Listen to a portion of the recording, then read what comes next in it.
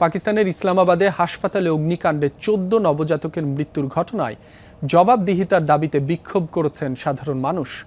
বৃহস্পতিবার Pakistan institute of medical sciences PIMS হাসপাতালের nursery ওয়ার্ডের বাইরে প্ল্যাকার্ড হাতে বিক্ষোভ করেন তারা।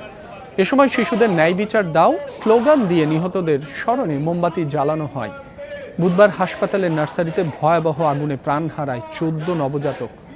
স্বাস্থ্যমন্ত্রী প্রাথমিকভাবে জানান, এয়ার কন্ডিশনার থেকে বিস্ফোরণের পর আগুনের সূত্রপাত হয়ে থাকতে পারে। তবে বৃহস্পতিবার সংসদীয় কমিটি জানায়, আগুনের প্রকৃত কারণ এখনো নিশ্চিত নয়। ঘটনার পর উচ্চ পর্যায়ের তদন্তের নির্দেশ দেন প্রধানমন্ত্রী শেহবাজ শরীফ। পাশাপাশি ফেডারেল স্বাস্থ্য সচিব আসলাম ঘোরিকে সাময়িক বরখাস্ত করেন।